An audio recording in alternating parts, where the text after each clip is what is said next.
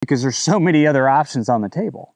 From the normal perspective, they would have reduced the lake levels, but they wouldn't have put the fish in danger, still would have had a margin for fighting wildfires. So there have been questions around the viability of keeping this dam going. And a lot of the safety checks that I have looked up and people have posted about online say that the dam is fully functional and can continue in operation.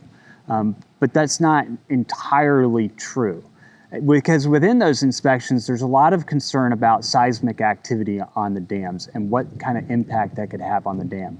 And so part of the reason why the water was lower in Pillsbury Lake in the first place was because Scott's Dam's spillway doors have been permanently opened to allow water to run through in order to protect the dam from seismic activity. Now, this has still left plenty of water, and like I said, under normal operating conditions, they could have still made it through the season with a margin for fighting wildfires. In any case, so about a couple weeks ago, Secretary Rollins said, "This is insane, I'm on it." She said PG&E is cutting water flows and pushing to tear down the Scott and Cape Horn dams, which have been lifelines for farmers and over 600,000 residents for more than a century.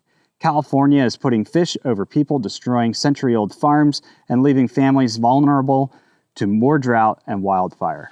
So there are a number of things that Secretary Rollins can do and can't do because this is a privately owned entity. One of the things that they can do is they can go in and offer disaster funding relief to the farmers that have been impacted or will be impacted by the shutdown of the dam.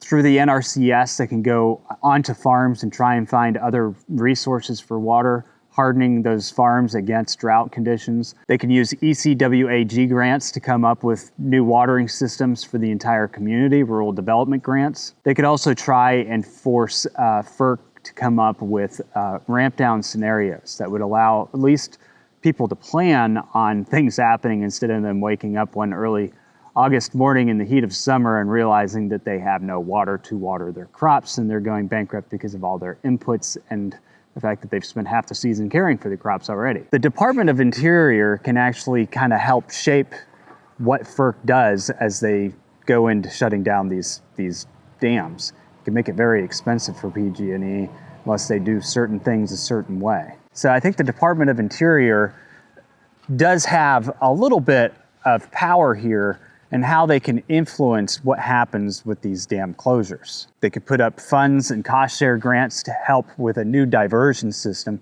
They've actually come up with some other diversion systems, but the problem with them are they're fish-friendly diversion systems, and they would have multiple pools of water to take from. But the problem with these diversion systems is that they would significantly reduce the amount of historic water flow through to the irrigators, the farmers, and the cities.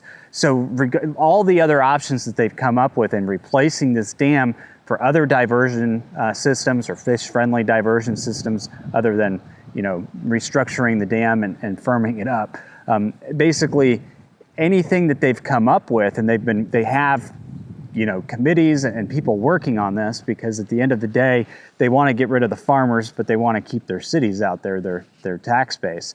So they've been working on solutions, but they will dramatically reduce the water flow that's historically been available to farmers. So it's not going to actually work. None of these systems are going to work. People are going to be displaced. That's just the reality of the situation that they're dealing with out there. So Secretary Rollins could come in there with funding, with grants, with rural development money to try and create other ways for these ranchers and farmers to get water and serve their communities. The Department of Interior can mitigate the process of taking the dams down, make things a little pricier, try and put structures back in place.